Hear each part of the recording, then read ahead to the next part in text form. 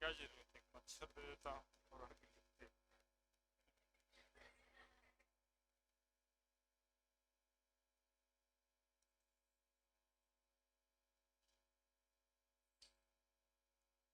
Conformational isomerism पढ़ेंगे, कैसा होता है ये कॉन्फॉर्मेशनल आइसोमेरिज्म, मतलब कॉन्फॉर्मेशंस कैसा होता है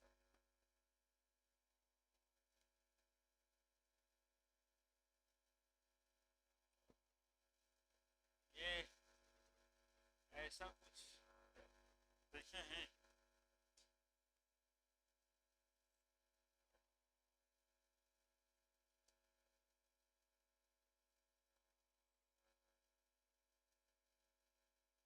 ऐसा सब मर्सिडीज कार थे।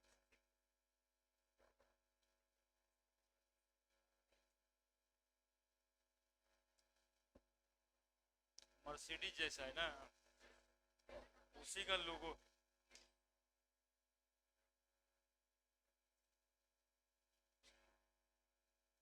वही पढ़ो, उसी को कॉन्फॉर्मेशन, उसी को कॉन्फॉर्मेशन एक्चुअली में ऐसा ही कुछ पढ़ना।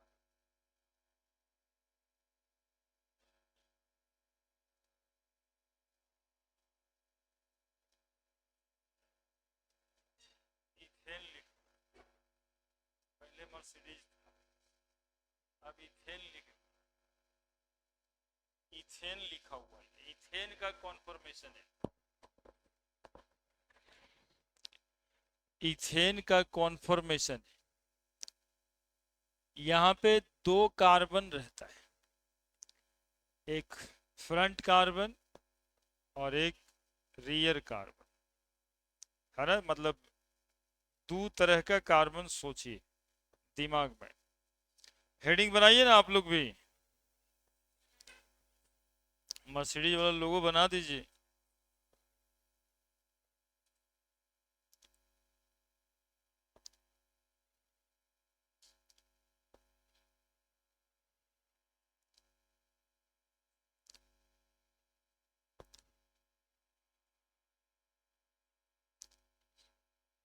कॉन्फॉर्मेशनल आइसोमेरिज्म शुरुआत करते हैं, पहले कॉन्फॉर्मेशन लिखते हैं। Conformation of ethane, conformation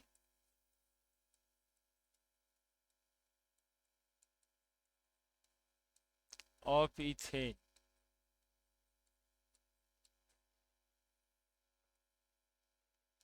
ethane लिखते हैं CH3 से, ठीक है। इथेन लिखते हैं CH3 को, इसी का कॉन्फॉर्मेशन लिखना है। सुनिएगा, इसमें से एक कार्बन को हम लोग कंसीडर करेंगे फ्रंट कार्बन। केवल सीखना है, बहुत कुछ लिखना नहीं होता इसमें, इसमें फोटो बनाने सीखना है बस, समझिए यही किस तरह ड्राइंग पढ़ाएंगे। और दूसरा कार्बन फ्रंट, एक फ्रंट तो दूसरा को रियर कार्बन कहते हैं। फ्रंट मतलब आगे होता है तो रियर मतलब पीछे होता है। एक फ्रंट कार्बन और एक रियर कार्बन, ठीक है। फ्रंट कार्बन को हम लोग ऐसे दिखाना है, ये कार्बन हो गया, तीन बॉन्ड होगा देखिएगा, CH3, तीन ठो हाइड्रोजन, ठीक है। ये यहां पर जो कार्बन है वो फ्रंट कार्बन है। रियर कार्बन को हम लोग ऐसे दिखाते हैं, गोल, ठीक है। यहां भी तीन हाइड्रोजन जुड़ा हुआ है, तीन हाइड्रोजन ऐसे जुड़ा, ये फ्रंट कार्बन और ये रियर कार्बन। फ्रंट कार्बन को कैसे दिखाना है, तो यहाँ पे ये वाला कार्बन फ्रंट, 3 को हाइड्रोजन जुड़े या 3 और इससे कुछ जुड़े, 3 मिथाइल भी जोड़ सकते। कार्बन ये वाला है, रियर कार्बन ये।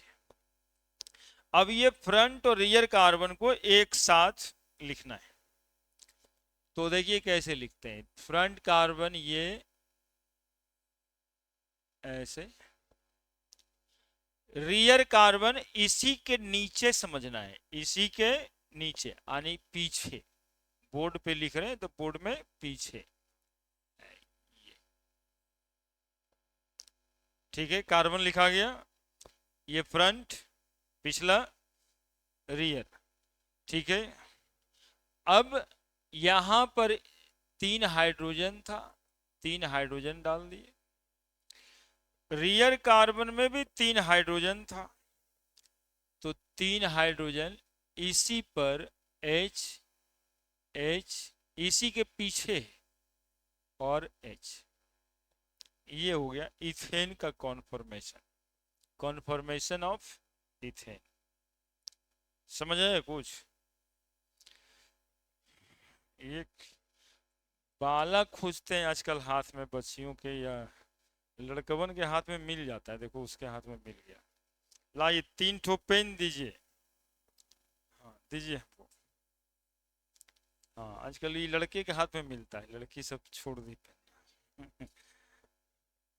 ये देखिए, बता ये रहे थे आपको, ये देखिए जहां पे पकड़े हैं वो कार्बन और 3 हाइड्रोजन, ऐसे ये फ्रंट, और इसके पीछे ये गोल वाला रियर।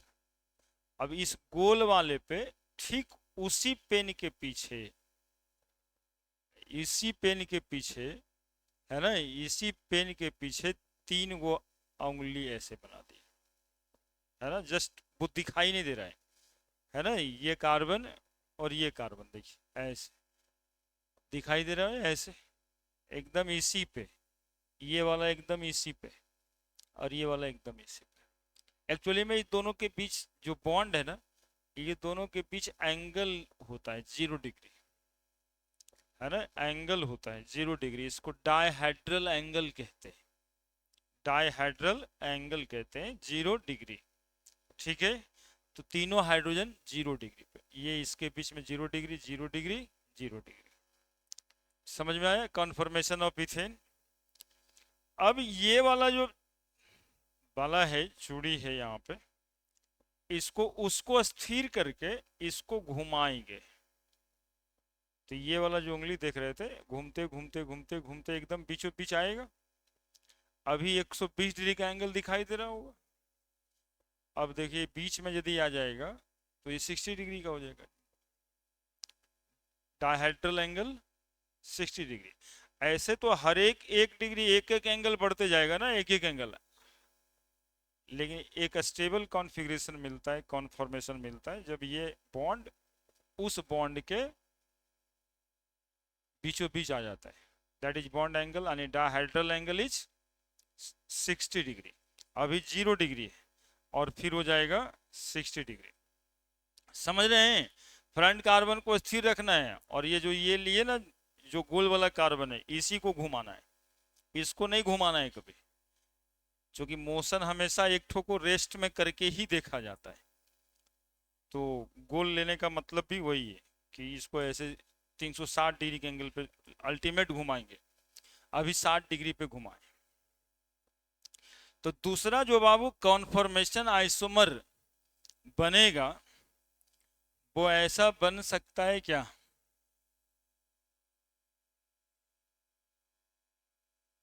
हाइड्रोजन हाइड्रोजन हाइड्रोजन और यहाँ पर एक हाइड्रोजन, यहाँ पर एक हाइड्रोजन और यहाँ पे एक हाइड्रोजन, बन सकता है इथेन का दूसरा आइसोमर।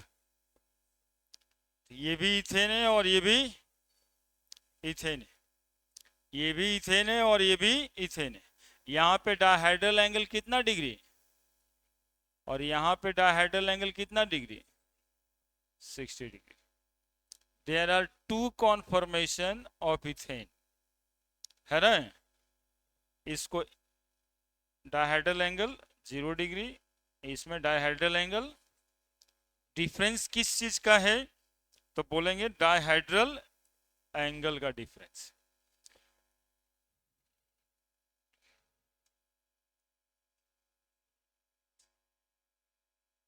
0 degree dihedral angle.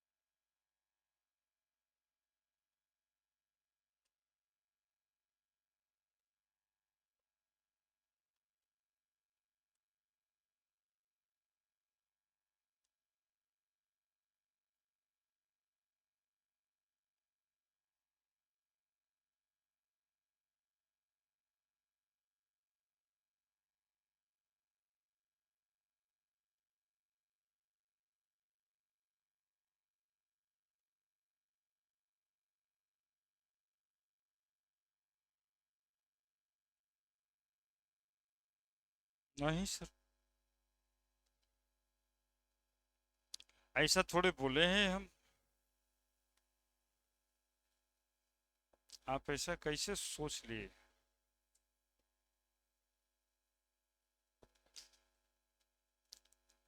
आप इतना गलत गलत बात सोच लेते हैं, बताइए।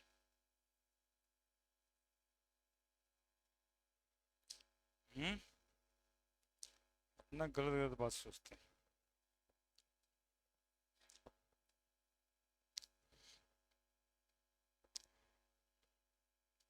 ये 3 हाइड्रोजन है, 3 CH3 रहेगा, तो 3 वो CH3 लिख देंगे यहाँ पे।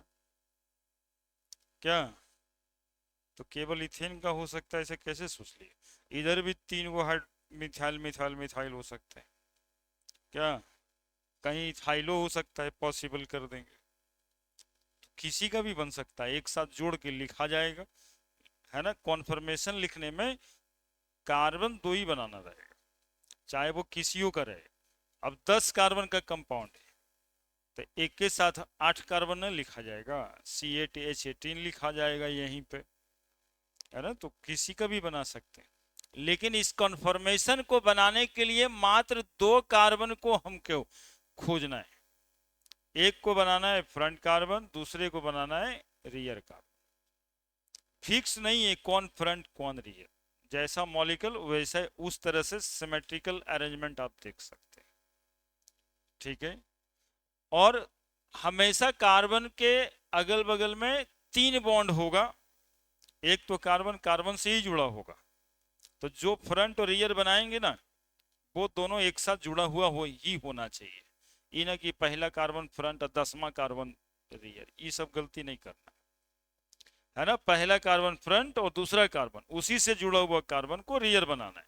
अब उस पर जितना ग्रुप प्रेजेंट हो, कहीं Cl हो कहीं OH हो, तो ऐसा नहीं है कि कोई फंक्शनल ग्रुप रहेगा तो ये नहीं बनेगा।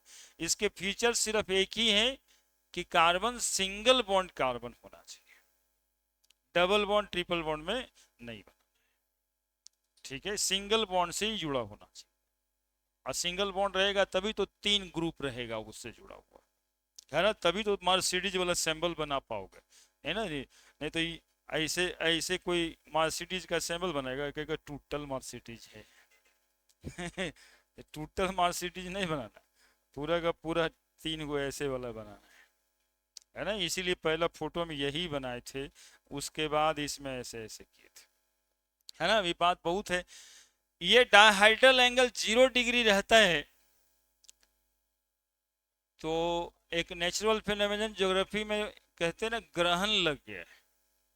ग्रहण लगने में कभी कभी सूरज भगवान चांद भगवान दोनों क्या रहता है, एकदम आमने सामने आ जाते हैं। नहीं, कहता है अर्ध अर्ध चंद्र ग्रहण है, तो आधा और आधा वो, आधा ये एक दूसरे पे मिले रहते हैं। दैट इज इक्लिप्स ग्रहण को कहते हैं, है ना, सोलर इक्लिप्स। ये इक्लिप्स कॉन्फॉर्मर है, ये कॉन्फॉर्मर का नाम इक्लिप्स कॉन्फॉर्मर है ना। और इसका नाम स्टैगर्ड कॉन्फॉर्मर है, इसको स्टैगर्ड कहा जाता है, जो 60 डिग्री बीचों बीच रहता है, स्टैगर्ड कॉन्फॉर्मर है। एक दूसरे से एकदम से नहीं है, ये आधा चंद्र ग्रहण वाली बात है, ठीक है। तो इसको कहते हैं इक्लिप्स कन्फॉर्मर ऑफ इथेन, और इसको कहते हैं स्टैगर्ड कन्फॉर्मर ऑफ इथेन। तो अब अगले में लिखते हैं ना, अभी तो शुरुआत किए हैं।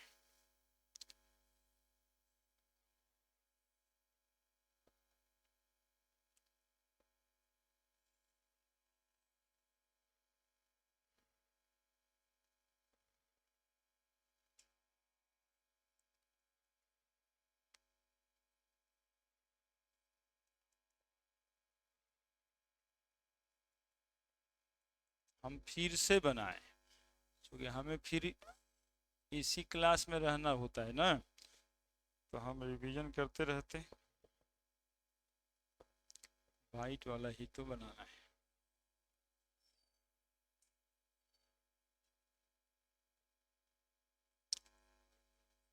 कहाँ टेंशन में है बच्चा तुम?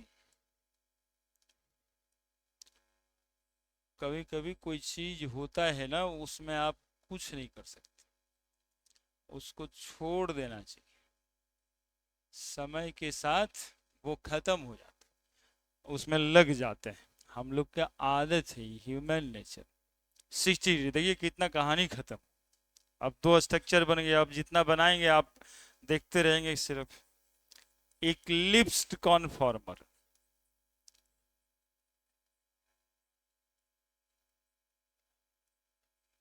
Of ethane, staggered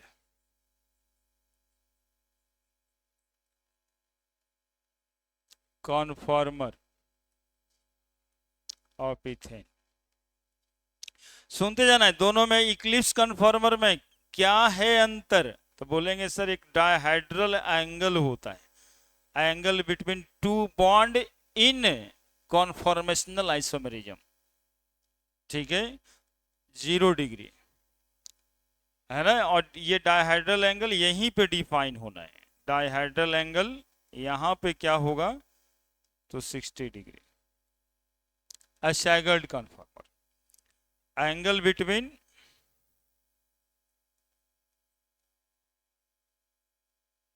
to bond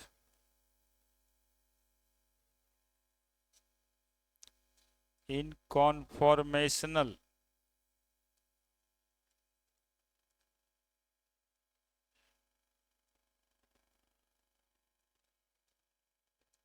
isomerism. अब सुनना, ये दोनों में स्टेबल आइसोमर कौन सा है, कौन लगता है? स्टैगर्ड कन्फॉर्मर, स्टेबल कन्फॉर्मर, और वो अनस्टेबल। मतलब ये दोनों को कंपैरिजन कर, दोनों स्ट्रक्चर इथेन का ही है, लेकिन इसको मोर स्टेबल कहा जाएगा और उसको लेस स्टेबल। देखो एक बात और आना है यहाँ पे, एक और बात डिफाइन होना है, टॉर्सियोनल स्ट्रेन। स्ट्रेन, स्ट्रेन तो समझता है ना, जिस स्ट्रेन या स्ट्रेस में आप भी रहते हो, कभी कभी महसूस करते होंगे, पापा मम्मी फोन कर देते होंगे तब, है ना, पूरा का पूरा दबाव बन जाता है ना। और strain by stress Young modulus होता है, और यदि घर टूट गया तो फिर बहुत दिक्कत हो जाता है ना। यही stress by strain less than 1 हो जाए, दैट इज कॉल्ड डिप्रेशन, है ना। अब हमसे कुछ होने वाला नहीं, ऐसा सोचने लगता है, हो गया बहुत हो गया, अब नहीं होगा। यंग मॉडुलस पचक गया लेस देन 1। देखो, टॉर्सियोनल स्ट्रेन कहते हैं ये दोनों हाइड्रोजन एक दूसरे के ऊपर 0 डिग्री पे है, तो यहां पे रिपल्सन ज्यादा है, स्ट्रेन ज्यादा है।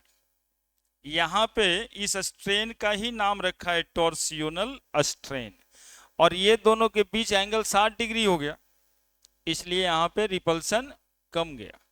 दो बल्कियर ग्रुप भी रह सकता था ना, मिथाइल मिथाइल, तो यहां पे टॉर्सियोनल स्ट्रेन मिनिमम, यहां पे टॉर्सियोनल स्ट्रेन मैक्सिमम, है ना। Repulsion between two bond in conformation isomerism called torsional strain. Repulsion को ही कह रहे हैं तनाव हो गया, है ना, रिपेल कर रहे हैं, तनाव है। अट्रैक्शन में तनाव कहां है, तो यहां पे रिपल्सन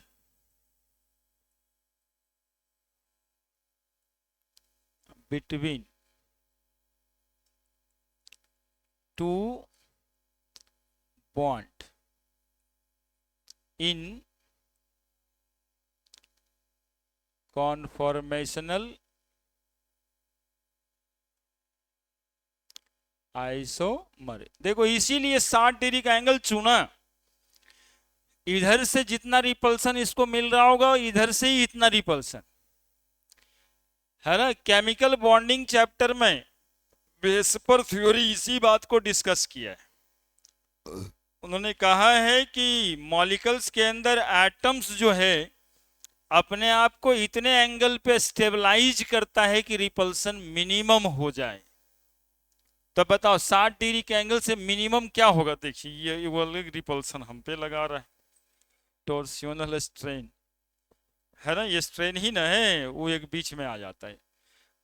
तो यहां पर 60 डिग्री इधर से भी और 60 डिग्री उधर से भी, तो टॉर्सियोनल स्ट्रेन सबसे मिनिमम इसी एंगल पे ऑब्जर्व होगा, है ना। कहते हैं कि सर यहां से यहां चला आता 2 डिग्री पे बदल जाता या 10 डिग्री पे, एक फोटो काहे ने बना दिए, तो संभव तो है हर जगह वो आइसोमर बनेगा, लेकिन अनइक्वल रिपल्सन सफर करेगा। यहां से बॉन्ड इधर 120 डिग्री है और 2 डिग्री पे बॉन्ड बनाते, तो उधर तो 2 डिग्री का रिपल्सन और इधर से 118 डिग्री का फैलाव था, दैट क्रिएट अनस्टेबिलिटी। तो 60 डिग्री पे आकर करके स्ट्रक्चर क्या बन जाता है, अनस्टेबल। इसीलिए कॉन्फॉर्मर 2 हुआ, एक इक्लिप्स्ड एक स्टैगर्ड। लिखते जाइए आप लोग, इसको हम देख लेंगे बीच में।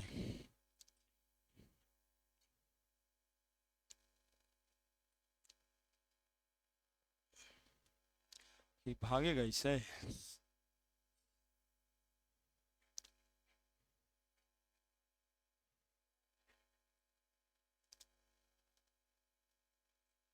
गंदा महकता है, लेकिन हम भी तो मजबूर हैं, क्या करें।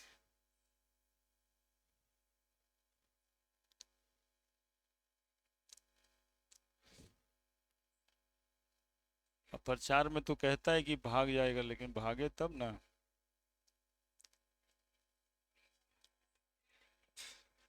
लिखो जल्दी से, देखो कितना बात आ गया, डायहेड्रल एंगल आ गया, एक्लिप्स स्टैगर्ड आ गया, टॉर्सियोनल स्ट्रेन आ गया, ये सब नया बात। और यदि पहले से नहीं पढ़े तो बिल्कुल नया है, दिमाग में एकदम एडजस्ट कर लेना है। 2-4 साल में एक आध बार दिखता है, लेकिन जब पेपर में दिख जाता है तो लगता है कि ये सब तो संभव ना है, जब तो अलग से फोटो बना हुआ था।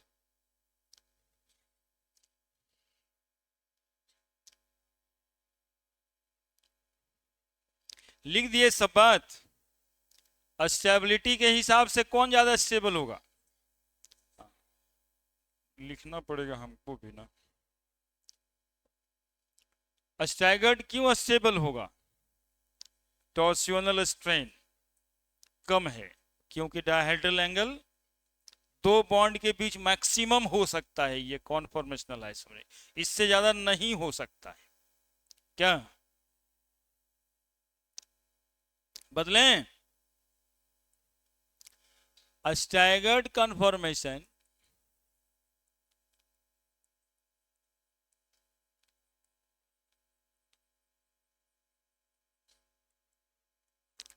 is more stable than eclipsed conformation, as the dihedral angle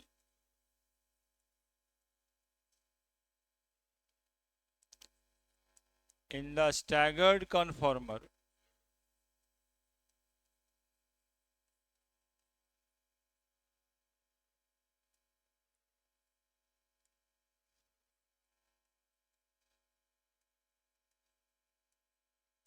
is 60 degree and it is maximum in between two bonds in conformational isomerism.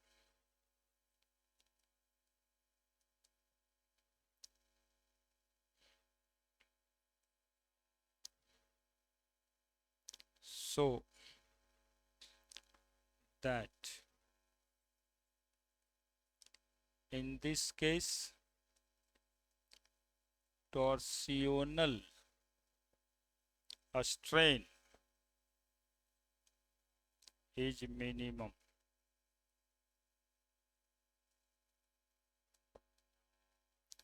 Torsional strain is minimum.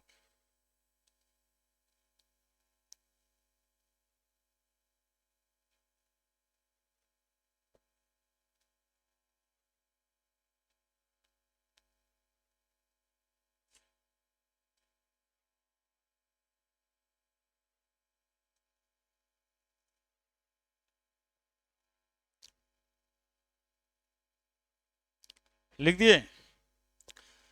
अब हम लोग यहाँ शब्द हो गया कॉन्फॉर्मेशनल आइसोमेरिज्म पढ़ने के लिए, है ना। केवल शब्द बनाए अभी हम लोग, eclipse, staggered, dihedral angle, torsional strain, ये सब नए नए शब्द आए, है ना। More stable is staggered कन्फर्मर।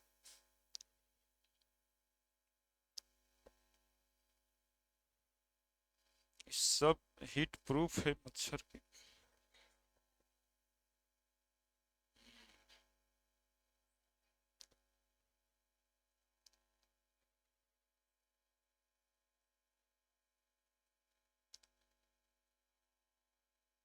Strain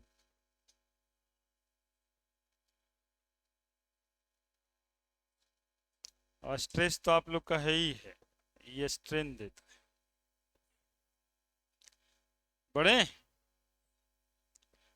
अब एक आध मॉलिक्यूल और का बनाते हैं। Propane, conformation isomer of propane,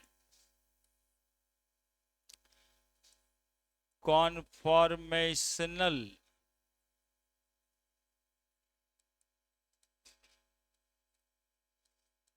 isomer of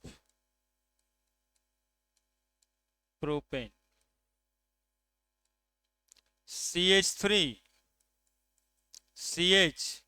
CH3। देखो अब इसका कॉन्फॉर्मेशन आइसोमर कैसे बनाएंगे।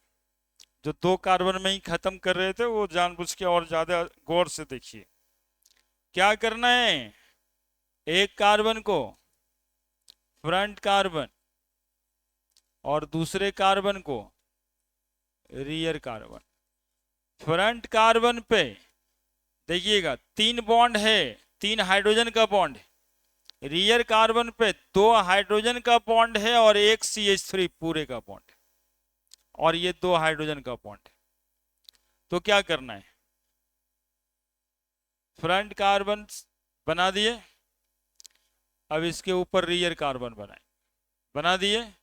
फ्रंट कार्बन का 3 हाइड्रोजन रख दिए, रियर कार्बन का को पूरे लाल बना देते हैं। ठीक है। रियर कार्बन में एक CH3 है और 2 बॉन्ड H। हो गया। 60 डिग्री के एंगल पे इसको मूव करा दीजिए, ठीक है। 60 डिग्री के एंगल पे जैसे ही मूव कराएंगे तो क्या बनना है, गोल तो बनेगा। वो जितना जल्दी रहता है ना, गोल तो रहेगा ही, CH3।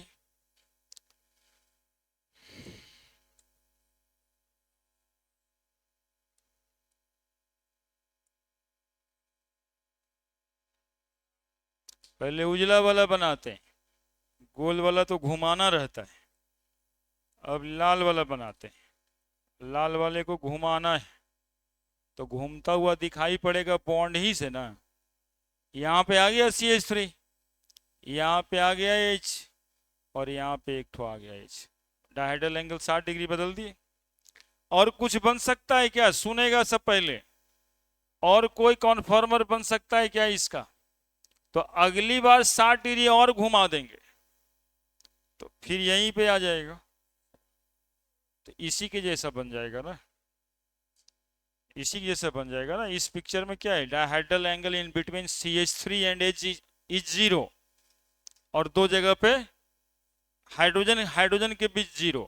एक पिक्चर को डिस्क्राइब करेंगे तो क्या करेंगे, बोलेंगे white line represent front carbon, red circle represent the rear carbon.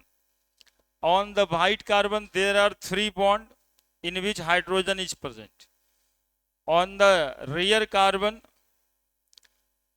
there are 3 bond at which one of the group is methyl group, other 2 group is hydrogen.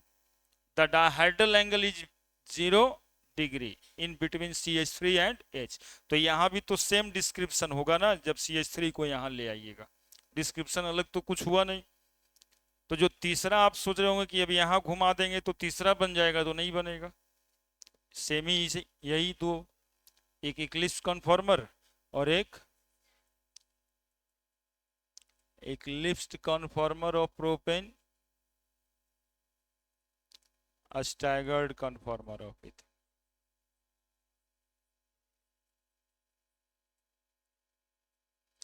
Dihedral angle 0 degree, dihedral angle 60 degree. अब तुम सोच रही हो कि इसका मतलब सारे structure का 2 ही आइसोमर बनेगा, तो गलत सोच रही हो।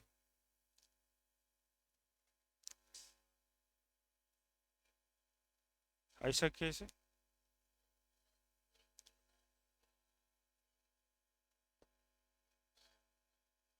तो 1 2 वो वाला या 1 2 ये वाला, बात बराबर ही तो है, तो उससे अलग कैसे हुआ, कैसे बनेगा, दोनों तो एक ही टाइप हुआ। हाँ 2 और 3 का अलग बना, 1 और 2 का अलग बनेगा। हमेशा सोचती है।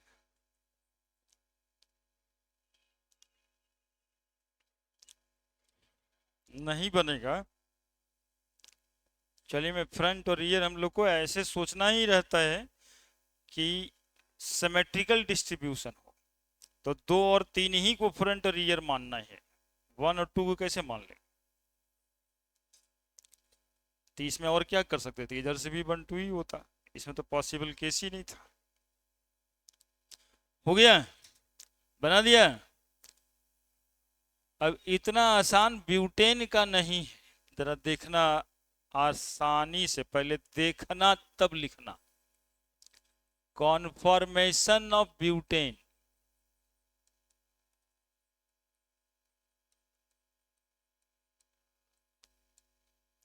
ब्यूटेन में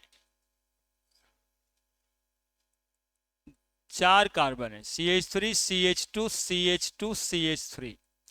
अब बताइए सिमेट्रिकल डिस्ट्रीब्यूशन यदि करें तो ये फ्रंट ये रियर बराबर, एक कार्बन इसी दोनों में से कोई फ्रंट कार्बन बना दीजिएगा और दूसरे कार्बन को रियर।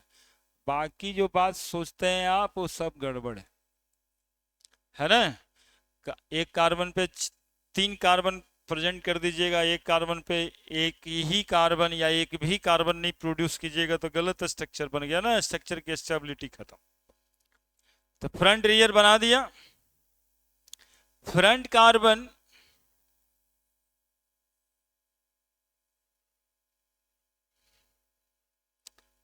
और रियर कार्बन, कलर बदलते थक जाएंगे। देखिएगा आप लोग कितना हाइड्रोजन है, कितना मिथाइल जोड़ना है। फ्रंट कार्बन पहले वो 2 हाइड्रोजन और एक methyl, methyl hydrogen hydrogen. Rear carbon पे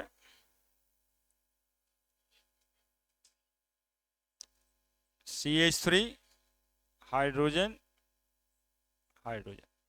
ठीक है, 60 डिग्री के एंगल पर रोटेट करिए, बनाना नहीं है अभी आपको, जितना हल्का समझ रहेंगे उतना नहीं है, बात अलग अलग है। देखिएगा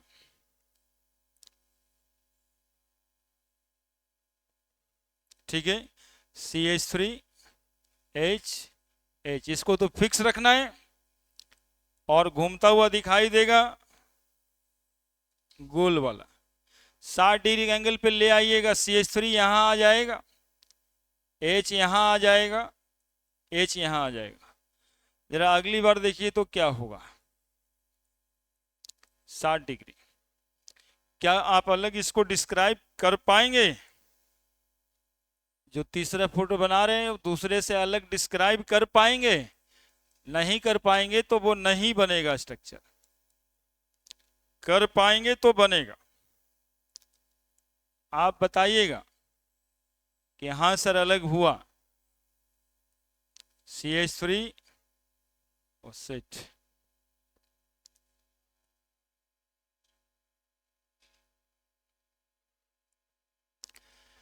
साठ डिग्री पे घुमाना है बच्चा। CH3 यहां आ गया, ये वाला H इसके नीचे और ये वाला H इसके नीचे। जरा देखिए तो बना सकते थे क्या? अलग है क्या एक दूसरे से? क्या अलग है? पोजीशन नहीं देखना है ना, डायहेड्रल एंगल बताइए। पोजीशन क्या देखिएगा, जैसे वहां वैसे यहां। ये बताना है कि dihedral angle in between two CH3 group is 120 degree. In this case there is 60 degree. In this case there is, that will be the difference in between 3 structure, है ना? कोई गिनती हम गिन नहीं रहे 1 2 3, इस बच्चे को मना जो कर रहे हैं कि पोजीशन अलग है बता दे, पोजीशन की बात नहीं करेंगे, डायहेड्रल एंगल। ठीक है, अगला स्ट्रक्चर जरा देखिएगा आप, वो स्टैटिक रखिए, इसको कुछ नहीं करिए। जरा ऐसा भी इसको इधर उधर कुछ करे तो बनेगा नहीं आपसे। H, ठीक है, और ये पीला वाला घुमाएंगे। या पीला वाला तो पीले रह गया यार। तो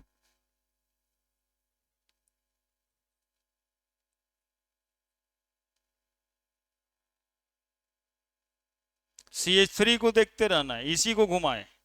अब CH3 कहाँ पे? यहाँ पे। ये H कहाँ पे? तो यहाँ पे। ये वाला H कहाँ पे? यहाँ पे। हो गया ना अलग? क्या अलग है? Dihedral angle in between two CH3 group is 180 degree. अब फिर 60 डिग्री के एंगल से घुमाना है। अब 60 डिग्री के एंगल से जब घुमाएंगे तब क्या मिलेगा आपको?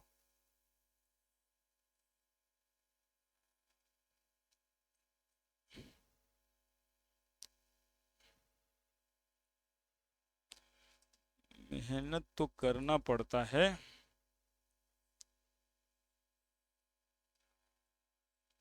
व्हाइट वाले को देखना नहीं, CH3 को कहां लेके चले जाएं? यहां,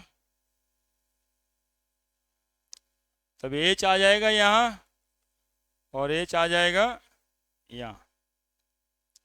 ठीक है,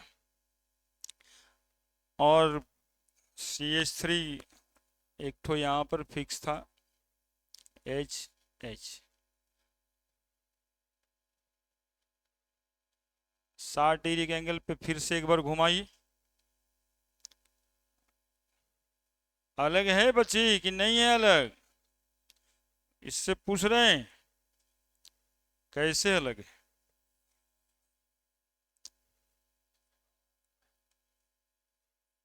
नहीं है तो बना कैसे रहे?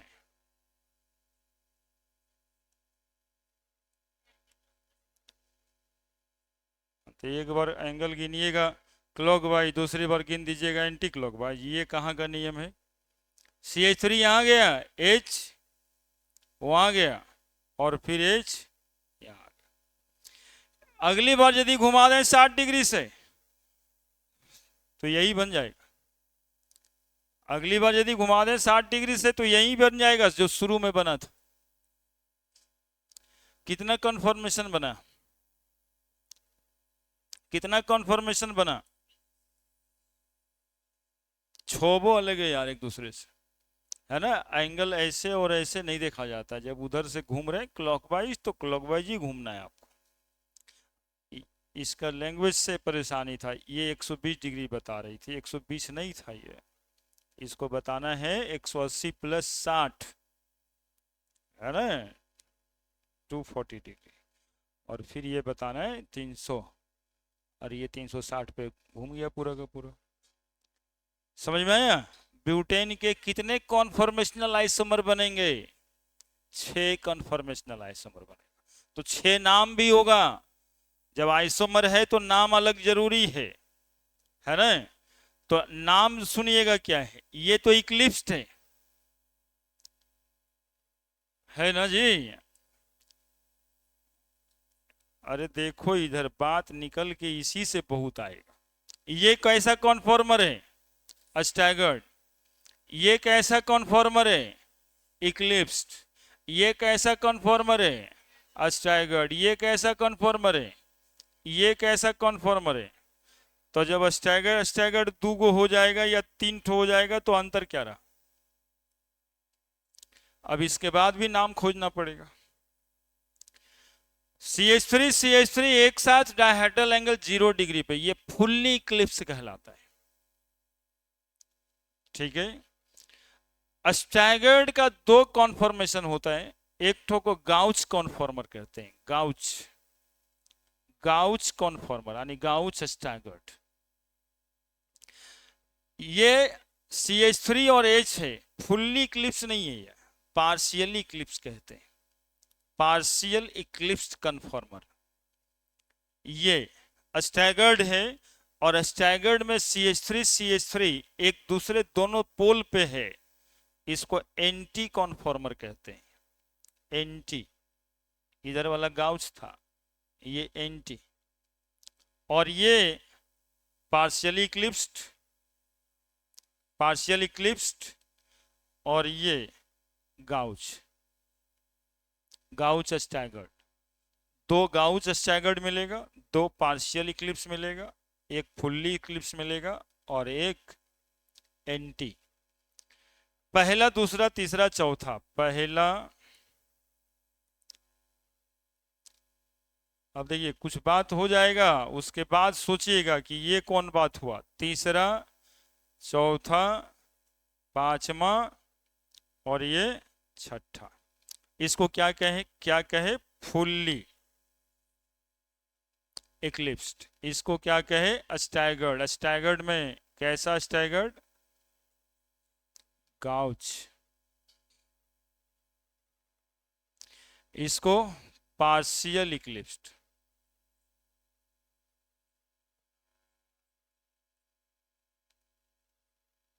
इसको एंटी, एंटी स्टैगर्ड। और इसको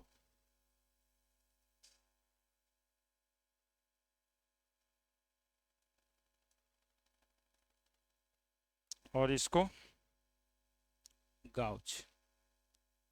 गाउच और एंटी स्टैगर्ड कॉन्फॉर्मेशन का 2 टाइप है।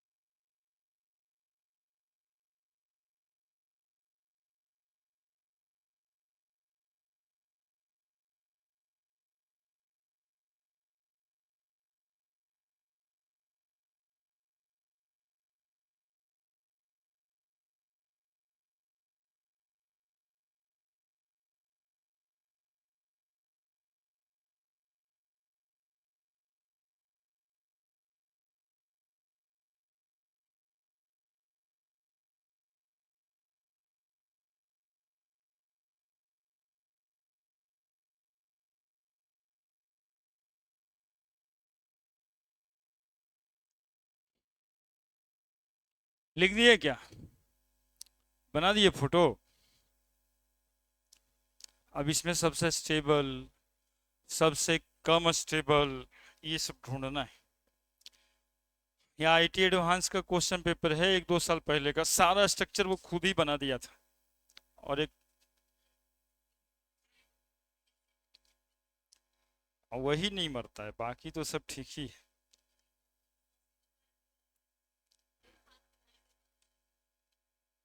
ठीक ही, अच्छी बताए।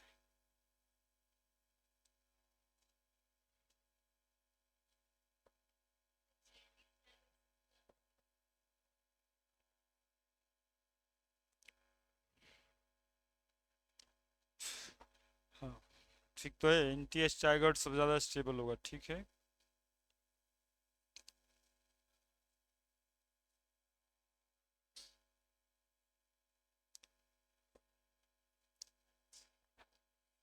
फोटो बन गया। तब दो तरह के चीज देखें यहाँ पे, स्टैगर्ड कन्फॉर्मर दो तरह का होता है।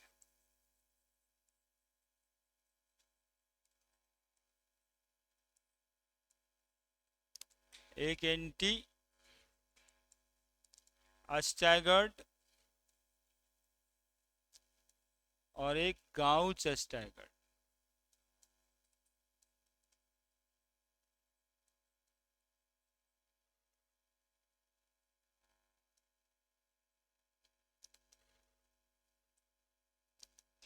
हमेशा जो दो बल्कियर ग्रुप रहे ना, वो 180 डिग्री के एंगल पे रहे तो एंटी कन्फॉर्मर कहा जाए।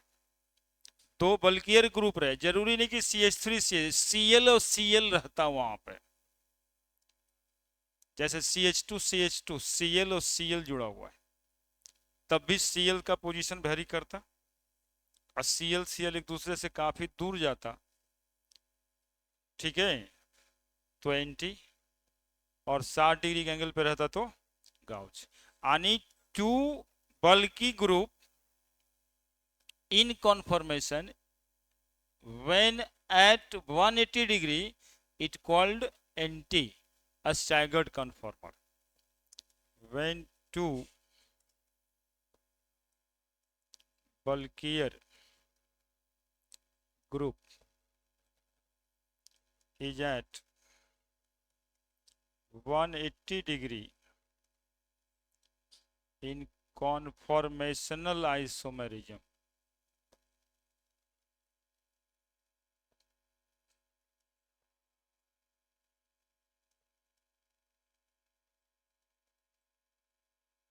it's called as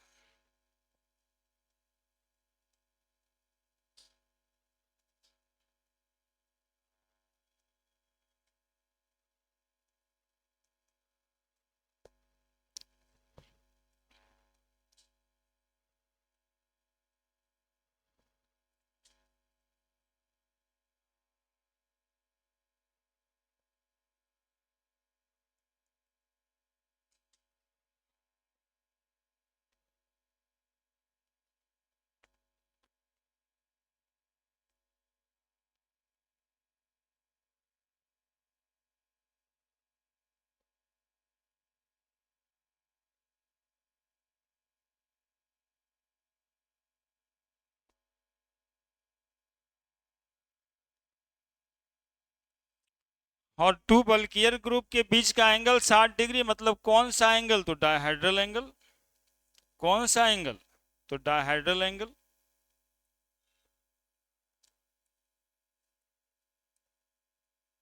सिंपल भाषा में कहें तो dihedral angle between two bulkier group बराबर 180 डिग्री। और गाउच कॉन्फॉर्मर में dihedral angle between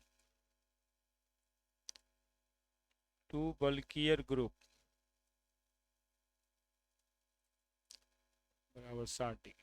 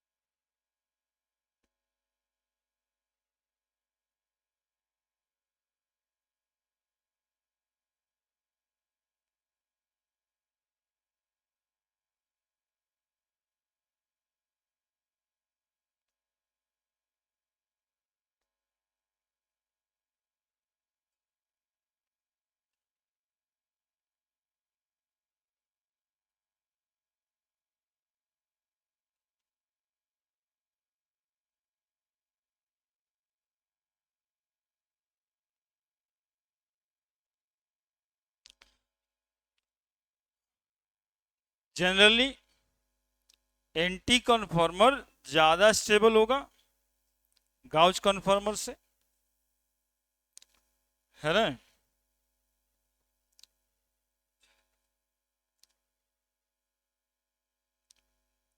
generally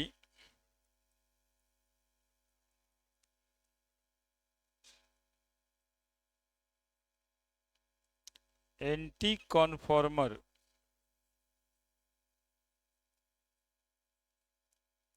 is more stable than gauche conformer. लेकिन एक आध को केस ऐसा भी है जहां पे गॉस कन्फॉर्मर ज्यादा स्टेबल हो जाता है एंटी से, क्योंकि केमिस्ट्री है ना, ये दुर्घटना का ही सब्जेक्ट है।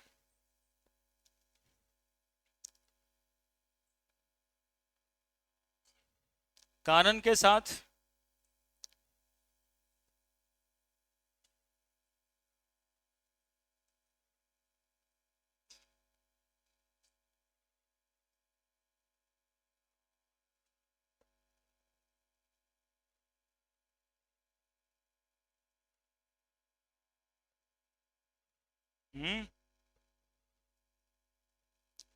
क्या हुआ, क्या हुआ जी बच्चा।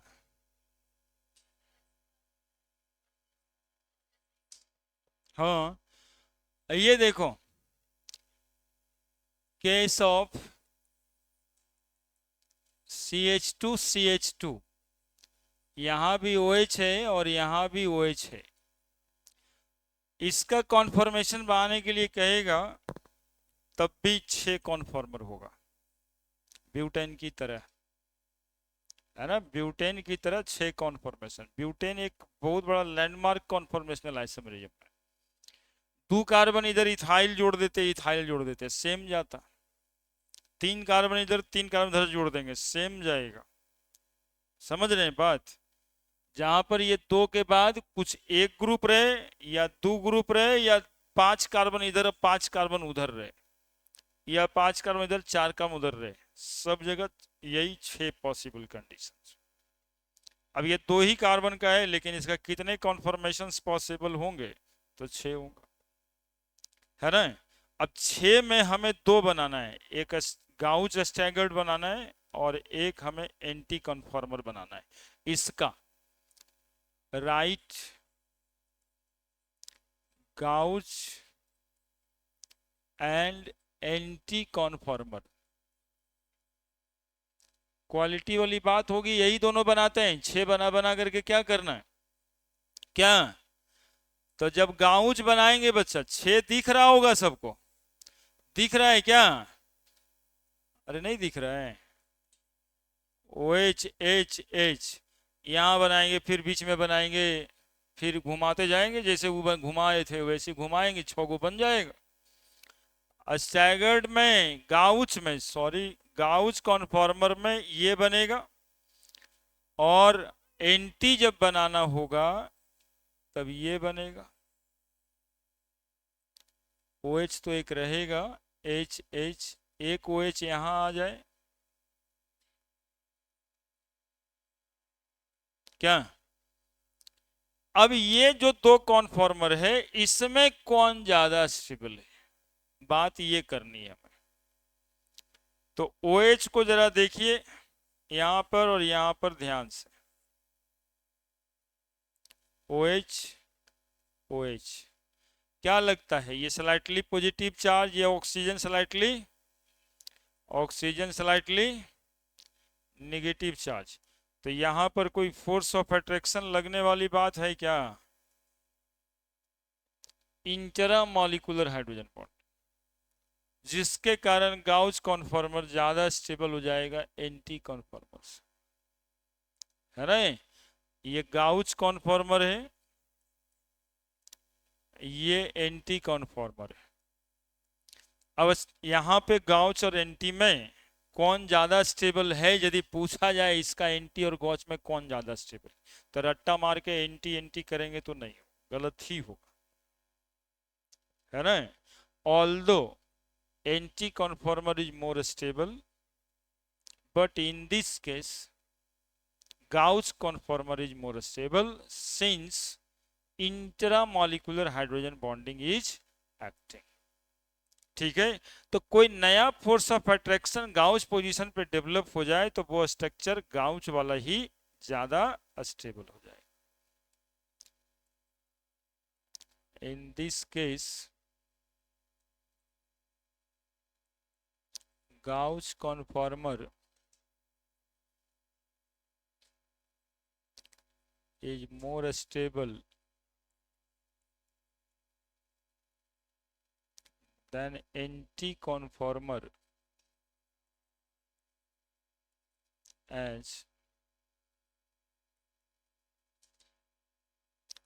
intramolecular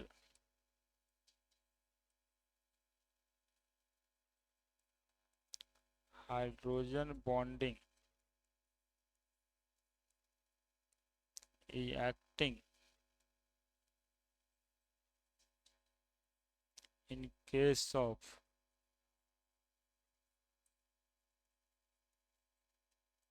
Gauss conformer. लिखिए,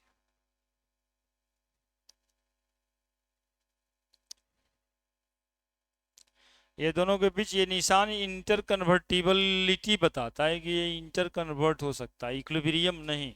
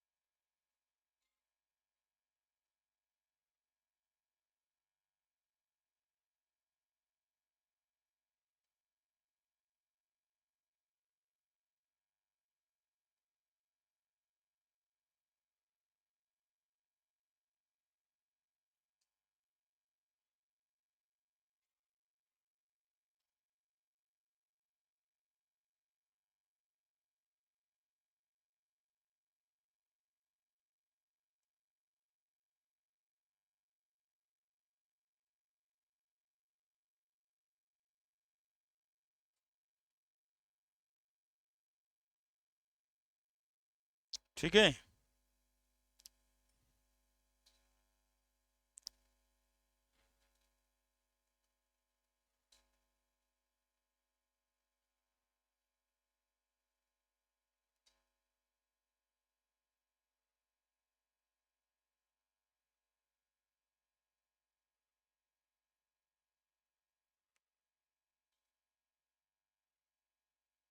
लिख दिए।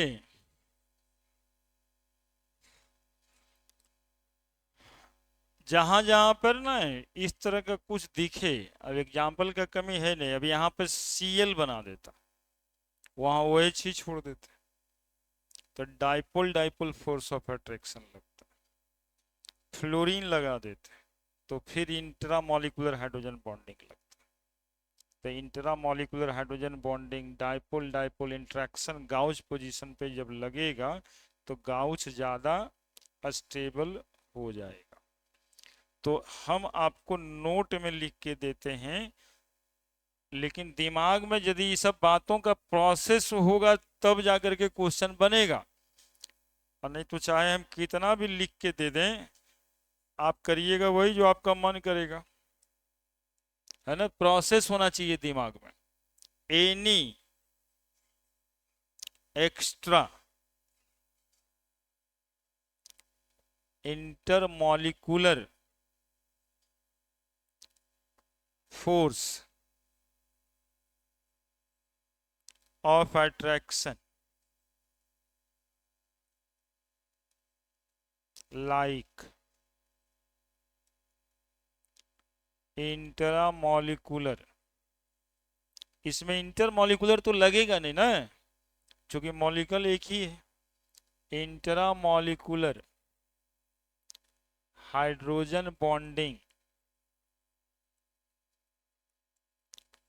Dipole dipole interaction if acting in Gauss conformer, then it is more stable than anti-conformer। बहुत दिन तो सवाल निकाल दिया बस इतना ही लिख करके कि anti conformer is more stable then Gauss conformer. अब बचपन का क्या है कि वो एंटी गाउस स्टैगर्ड इक्लिप्स ये ही दिमाग में याद नहीं रखता एग्जामिनेशन होते होते, क्या था एंटी गाउस एंटी गाउस।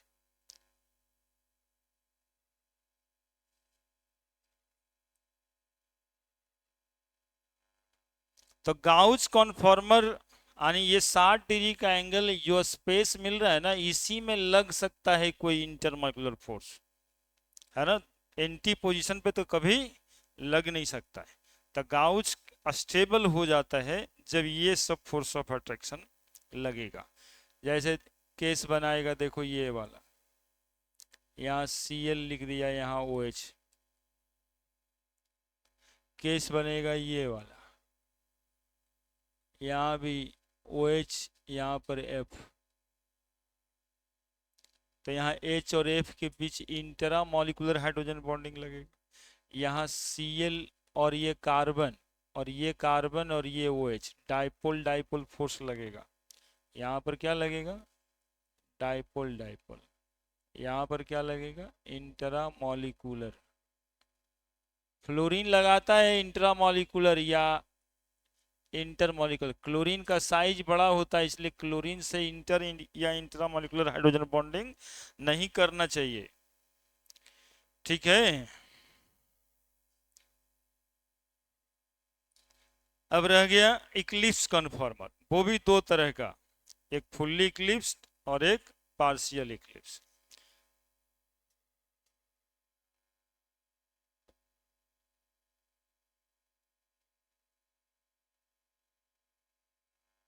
जल्दी जल्दी एग्जाम्पल लिखिए ना, सब बहुत काम आता है, यही सब तो काम आता है, ये सब पिकुलियर है।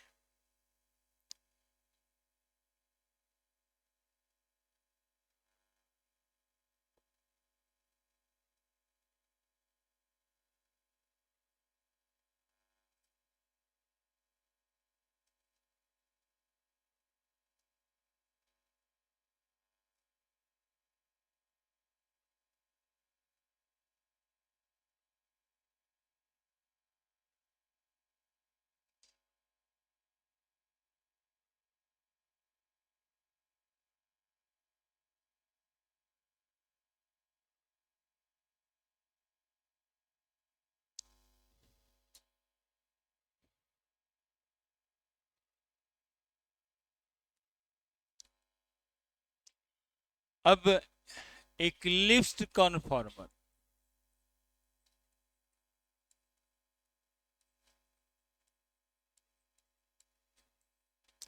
ये भी दो तरह का, एक फुल्ली इक्लिप्स्ड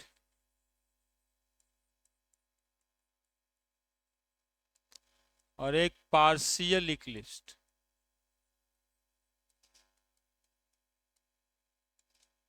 फुल्ली इक्लिप्स में दो बॉन्ड के बीच एंगल 0 डिग्री होगा। ये चाहे बल्कियर रहे चाहे बल्कियर ना रहे, दोनों हाइड्रोजन के बीच ही 0 डिग्री, तो फुल्ली इक्लिप्स्ड होगा।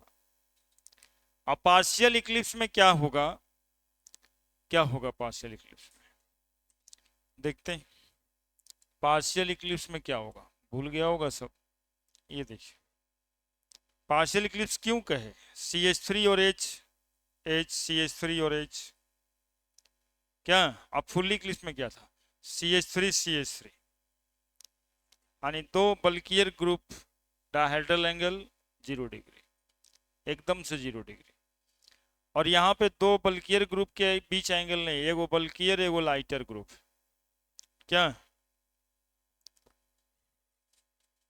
लेकिन यदि इक्लिप्स्ड है तो डायहेड्रल एंगल तो 0 डिग्री ही है, लेकिन दो बल्कियर ग्रुप के बीच एंगल 0 डिग्री, और एक बल्कियर और एक लाइटर, एक लार्जर ग्रुप एक smaller group. If the dihedral angle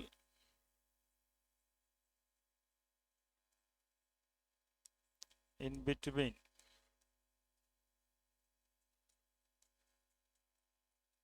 bulkier and lighter group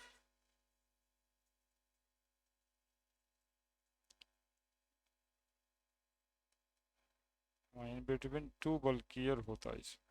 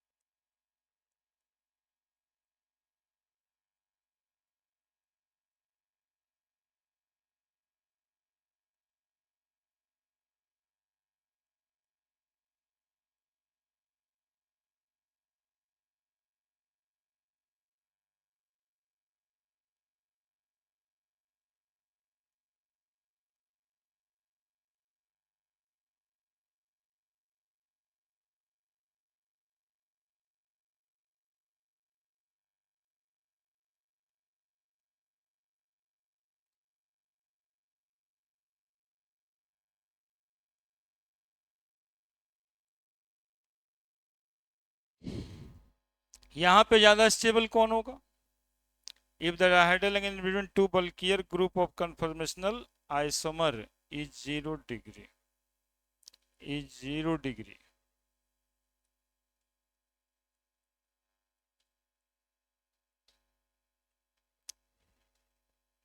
if the dihedral angle in between bulkier and lighter group of conformational isomer is 0 degree।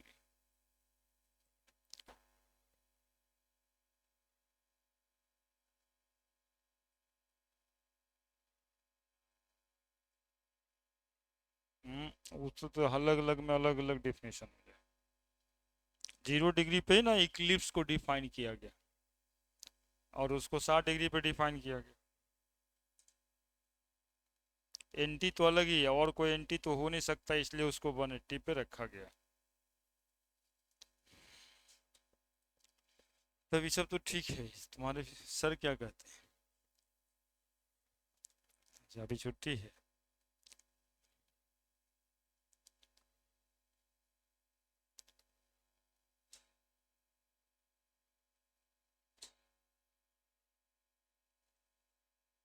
तो तुम तो पहले बता रही थी कि एकदम से बहुत शॉर्ट पीरियड के लिए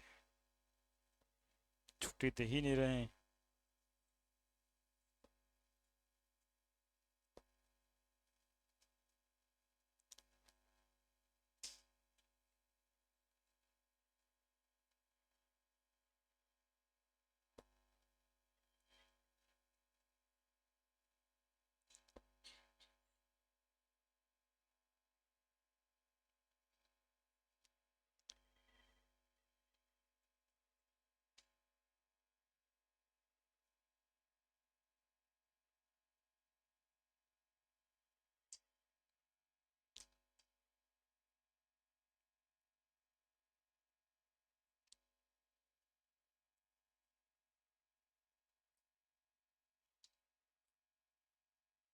ये क्या है?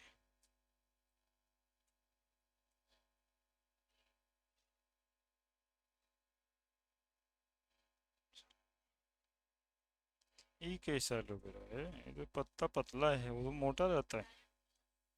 हाँ, ये लाइम ग्रास हो सकता है, एलोवेरा नहीं है अंदर। क्या है? हाँ, तो पेड़े है। हाँ, ठीक ही है।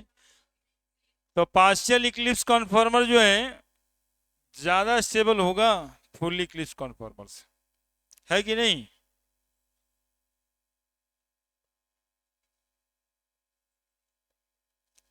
पार्शियल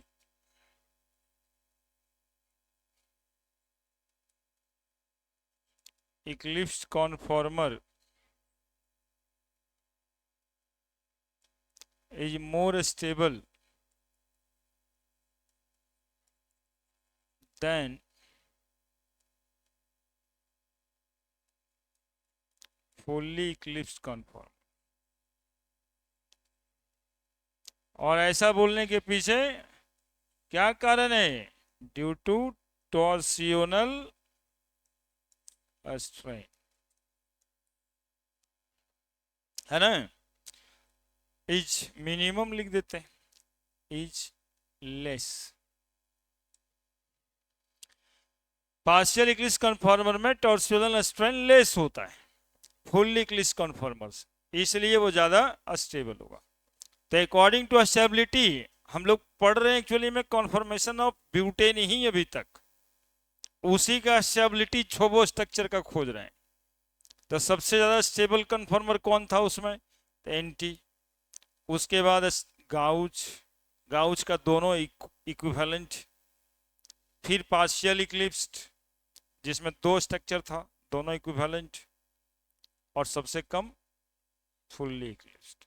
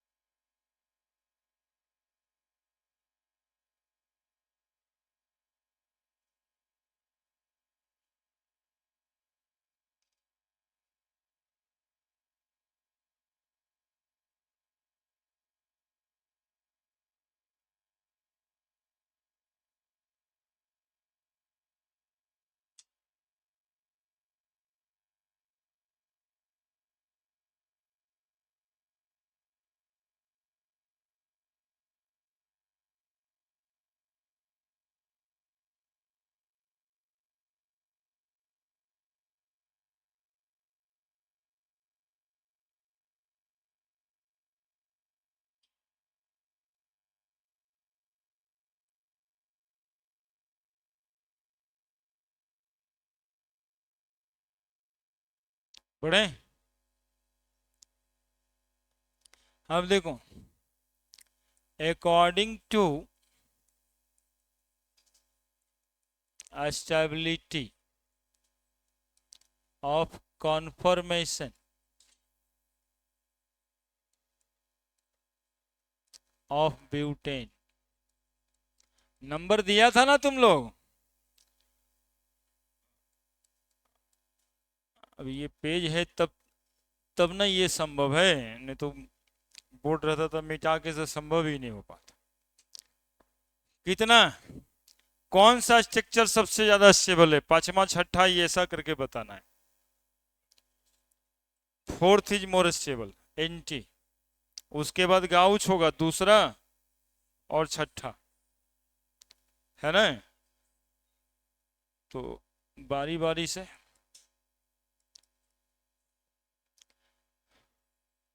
चौथा सबसे ज्यादा स्टेबल है, उसके बाद दूसरा और छठा। अब आप लोग बताओ, तीसरा और पांचवा पार्शियल इक्लिप्स होगा और सबसे कम पहला। ये जो स्ट्रक्चर है वो एंटी स्टैगर्ड है, ये जो स्ट्रक्चर है गाउच स्टैगर्ड है, ये जो स्ट्रक्चर है पार्शियल इक्लिप्स है, और ये फुल्ली इक्लिप्स्ड।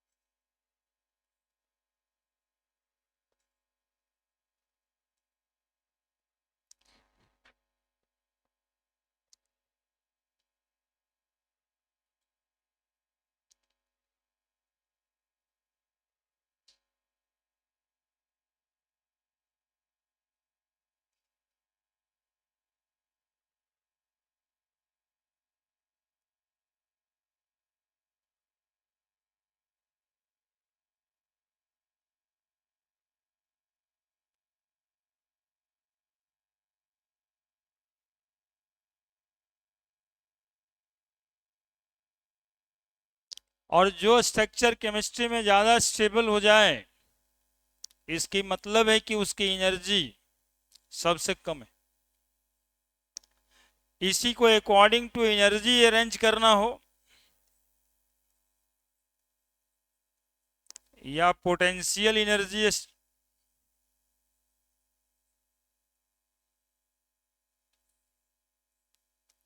तो सबसे ज्यादा एनर्जी फुल्ली इक्लिप्स्ड, उसके बाद तीसरा और पांचवा, उसके बाद दूसरा और चौथा, और उसके बाद दूसरा और सिक्स, और उसके बाद फोर्थ। यानी according to energy, fully eclipse का maximum energy, maximum potential energy, तब पार्शियल इक्लिप्स का, तब गाउस का, और सबसे लो एनर्जी पे एंटी स्टैगर्ड, है ना। चाहते तो उसी को हम लोग खाली ऐसे ऐसे कर देते, लेकिन हम जानबूझ के फोकस करना चाहें एक ही ऑर्डर में।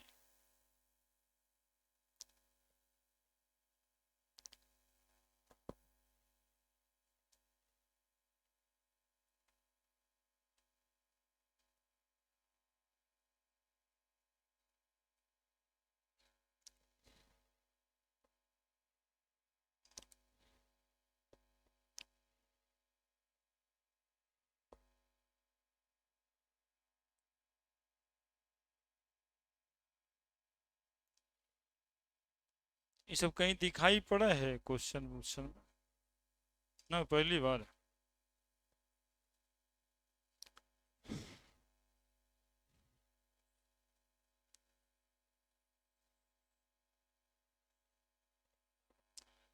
तो बढ़िया जगह आप नहीं देख रहे हैं।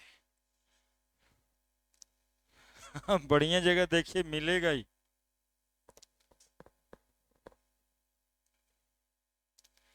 ये ग्राफ पोटेंशियल एनर्जी और स्ट्रक्चर के बीच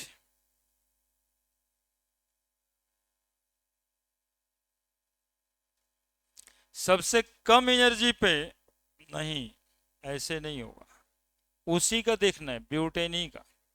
सबसे पहला स्ट्रक्चर जो बनाए थे, पहला फुल्ली स्टैगर्ड था, सबसे ज्यादा एनर्जी पे। हाँ, फुल्ली इक्लिप्स ही होता है। दूसरा गाउस था तो कम एनर्जी पे, तो दूसरा कम एनर्जी पे, ठीक है। तीसरा क्या था, पार्शियली इक्लिप्स, यानी फुल्ली इक्लिप्स से थोड़ा कम, फुल्ली इक्लिप्स से थोड़ा कम। उसके बाद क्या था, एंटी वाले का एनर्जी सबसे कम। उसके बाद कौन था, पार्शियल इक्लिप्स, ये बनाए थे ना अभी, पार्शियल इक्लिप्स्ड, बराबर। पार्शियल इक्लिप्स के बाद छठा हो गया गाउच, यानी गाउच स्टैगर्ड, ये स्ट्रक्चर, ये ठीक है। ये पहला का एनर्जी, ये दूसरे की एनर्जी, ये तीसरे की एनर्जी, ये सबसे कम चौथे की एनर्जी, तीसरा और पांचवा की एनर्जी बराबर, और दूसरा और छठे की एनर्जी बराबर। ये एडवांस का क्वेश्चन था, जानते हैं क्या, वो छोवो स्ट्रक्चर बना दिया था, छोवो स्ट्रक्चर बना दिया था, और ग्राफ 4 पूछ दिया था ऑप्शन में। ग्राफ भी वही बनाया था, आपको तो टिक ही करना है कौन किसका ग्राफ सही है। वहां पे स्ट्रक्चर देखना था कि पहला का कौन सा कॉन्फ़िगरेशन कॉन्फॉर्मेशन है और कौन सा एनर्जी, बस इतना ही। पहला सबसे ज्यादा एनर्जी पे दिखाई पड़ रहा है ग्राफ में, तो ये निश्चित ही फुल्ली इक्लिप्स्ड कॉन्फॉर्मर का ग्राफ है। और ये दूसरा चौथे के बराबर है, ये गाउच कॉन्फॉर्मर है। तीसरा पार्शियल इक्लिप्स्ड कॉन्फॉर्मर है। चौथा एंटी स्टैगर्ड कॉन्फॉर्मर है।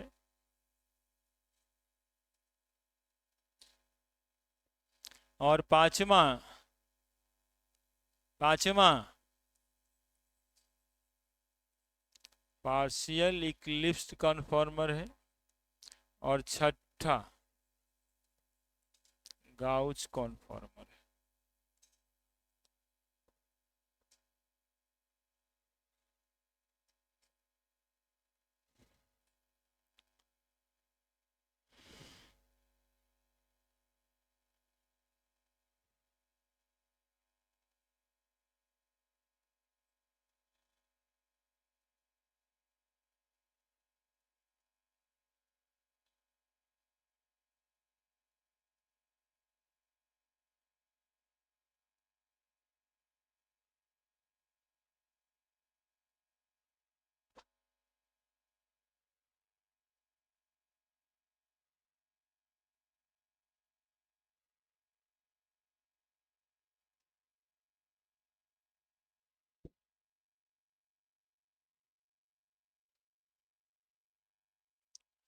अब एक मॉलिक्यूल का आप लोग खुद ही कर लो अपने से, हम बाद में सब कर देते हैं इसका। Cl और Cl, OH OH वाला पूछ चुका है, ग्लाइकॉल का।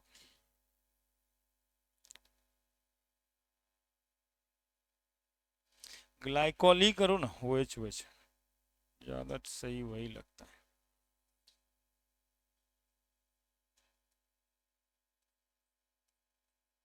Write all possible conformer of this molecule. All conformer. और ट्रांसफॉर्मर बन जाए तो ग्राफ बना देना है। अकॉर्डिंग टू टॉर्सियोनल स्ट्रेन भी अरेंज करने के लिए आ सकता है। तो स्ट्रेन भी मिनिमम है गाउस कॉन्फॉर्मर में कि एंटी कॉन्फॉर्मर में? Anti conformer. शुरू हो जाइए, फोटो बनाइए, ड्राइंग सिखाई दी।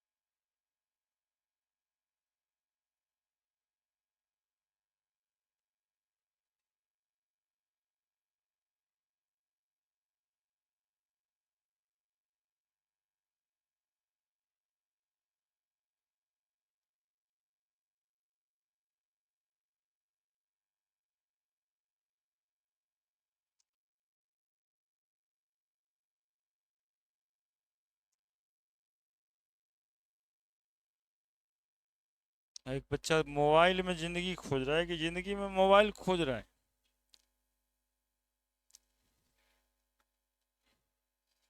मोबाइल में जिंदगी या जिंदगी में मोबाइल?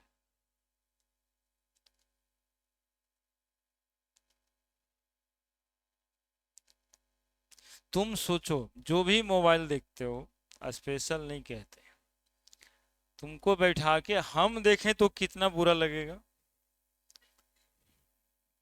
लिख दें बोर्ड, यहाँ आकर के मोबाइल में ऊपर नीचे करते रहे जैसे आप लोग कर रहे हैं, कितना बुरा लगेगा। यानी कहिएगा ना कि मास्टर है कि का है, लिख देता है एक बोर्ड, अपने मोबाइल देखते रहता है। कितना खराब खराब बात सोचिएगा हमारे बारे में।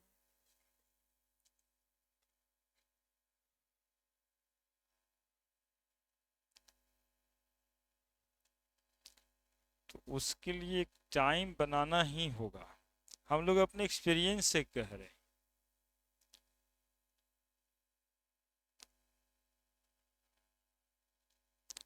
पहले जब 99 98 में मोबाइल आया था ना, तो जब खरीदे थे तो सोचते रहते थे, मतलब जब आने का भी पैसा लगता था ना, जाने का भी लगता था। 7 रुपया जाने का, 5 रुपया आने का, 1 मिनट। तो 100 200 का रिचार्ज होता था उस समय भी। तो खरीदने के बाद देखते थे के फोन किया, के फोन किया, के फोन किया, मतलब टेलीफोन के बाद इंतजार, रिंग बजने का। जिस दिन नहीं बजता उस दिन बड़ा परेशानी। तो वही रिपीट होता है सब। उसके बाद वो, उस समय तो केवल डिस्प्ले वाला था ना। 7 रुपया 5 रुपया में सबसे सस्ता यदि हुआ तो मोबाइल ही सस्ता हुआ। मोबाइल का सेट का दाम तो बड़ा महंगा हुआ, लेकिन डेटा सस्ता हुआ। ये 1 GB डेटा हम लोग 300 रुपया में खरीदे 1 महीना चलाने के लिए। आज 1.5 GB डेटा बच्चा को शाम में 9 बजे कहता है, सर अब डेटा कहाँ है जो डाउनलोड करेंगे, या अब मैसेज देखते 9 बजे के बाद ख़त्म हो गया। मैसेज, व्हाट्सएप मैसेज भी नहीं पढ़ा इसलिए कि अब डेटा नहीं था।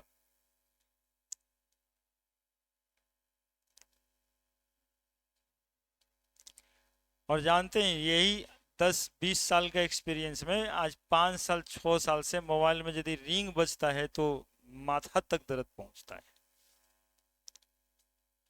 इतना नफरत होते रहता है, धीरे धीरे धीरे धीरे इतना कॉल आने लगता है, इतना आदमी का जरूरत पड़ जाता है। आज एक आदमी 20 साल के एक्सपीरियंस में कभी फोन करके नहीं बोला कि हम 5,000 रुपया रखे हुए हैं लेके जाइए,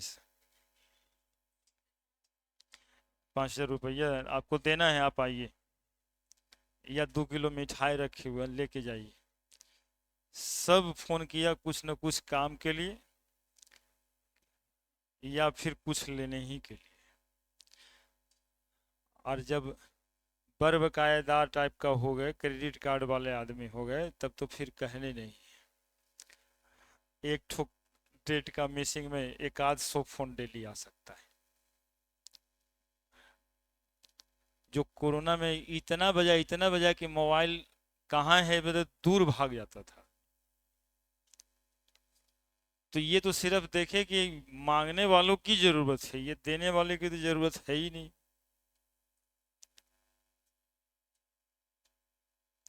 और उसमें लोग अपना करियर जो है पढ़ने का समय खराब कर देते, ये देख के बुरा लगता है।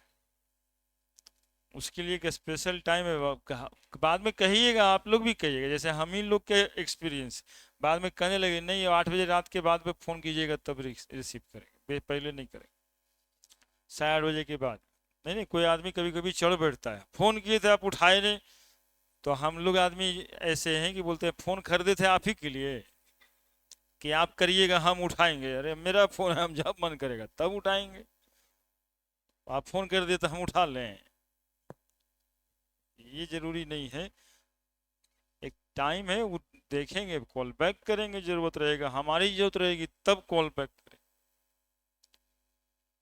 तो यही थोड़ा पहले आ जाए, आप लोग में आ भी जाएगा थोड़ा पहले, हम लोग को सीखने में लेट लगा, आप लोग को थोड़ा पहले ही आ जाए।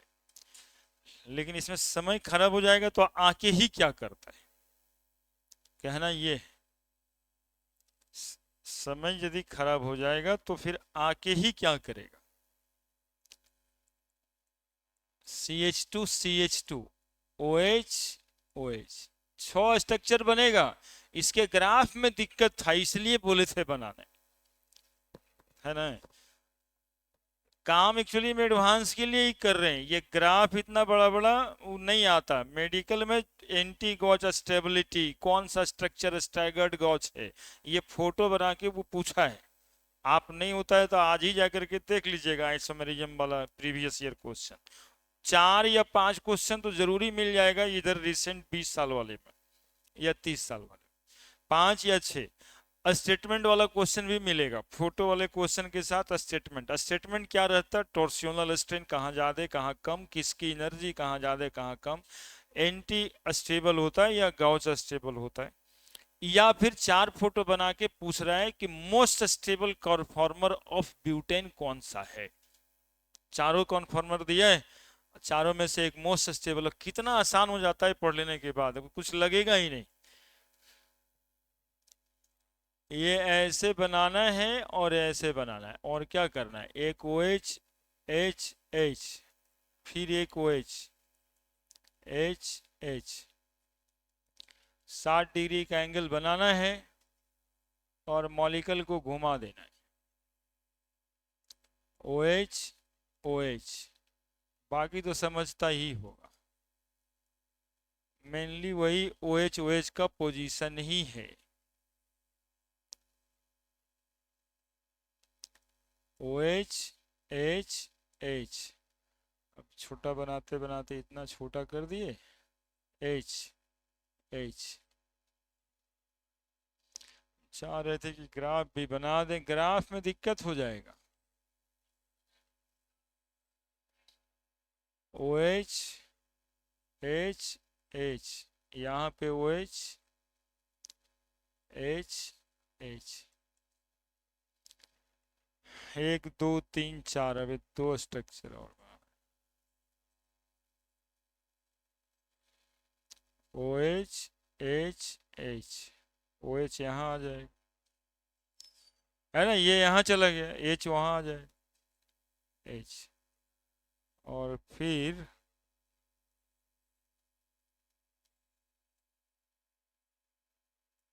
OH H H OH यहाँ आ जाए, है ना, H यहाँ आ जाए H यहाँ। क्या ठीक है, यही 6 बनेगा।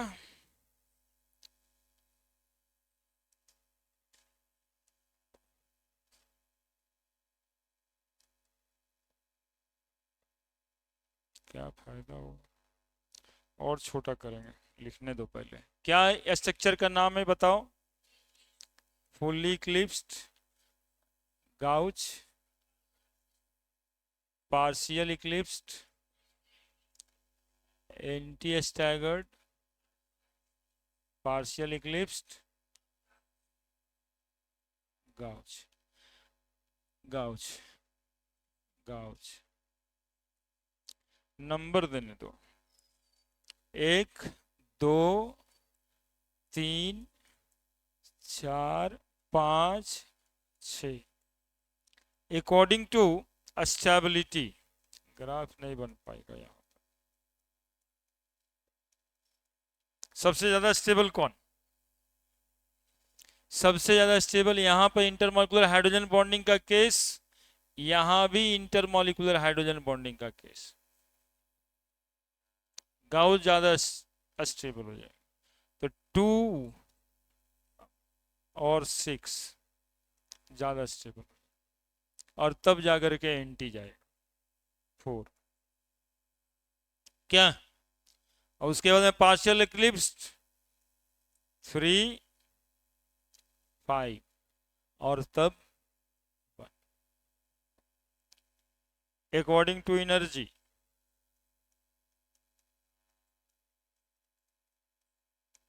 सबसे ज्यादा एनर्जी पे कौन? उसके बाद 3, और उसके बाद 4, और सबसे कम एनर्जी पे 2 और 6। तो देखो, ग्राफ भी याद करने वाला चीज नहीं है, वो एंटी स्टैगर्ड, गाउच, ये सब याद रखने वाला। मॉलिक्यूल कौन सा दिया है इस पर बात होती है। ये ग्लाइकोल का स्ट्रक्चर ही मेडिकल का क्वेश्चन रहा है, इसमें कौन स्टेबल है, गाउच या एंटी? फोटो देखिएगा वहां पे बना हुआ, वही इंट्रा मॉलिक्यूलर हाइड्रोजन बॉन्डिंग भूल जाएंगे तब टिक लगा देंगे उल एंटी वाला।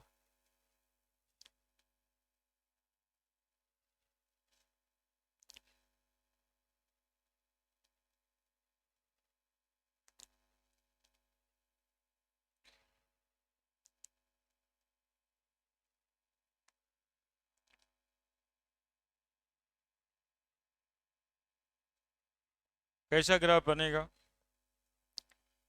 बच गया। क्वेश्चन में ग्राफ कैसा बनेगा?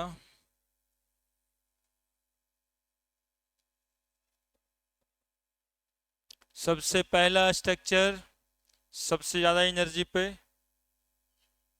दूसरा स्ट्रक्चर कौन सा है?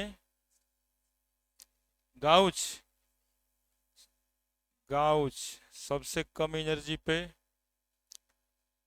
फिर पार्शियल इक्लिप्स, फिर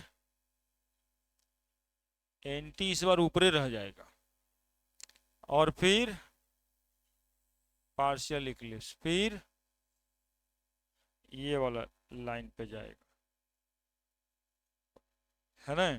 तो ऐसा ऐसा ग्राफ है, याद रखने के लिए नहीं है वो। 1 2 3 4 5, और ये हो गया आपका 6। यहाँ पे पहला फुल्ली इक्लिप्स्ड है,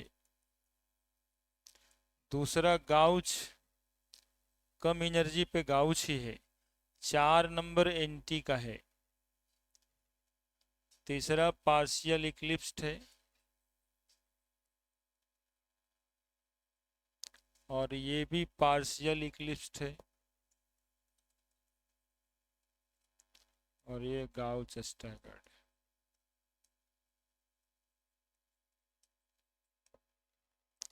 ये पोटेंशियल एनर्जी, और ये कॉन्फॉर्मर।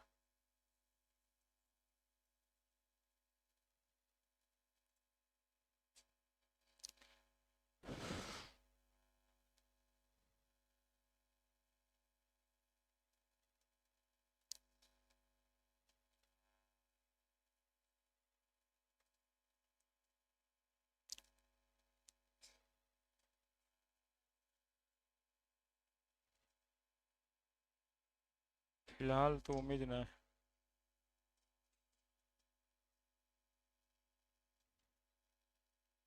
ये आइसोमेरिज्म आज खत्म हो गया ना।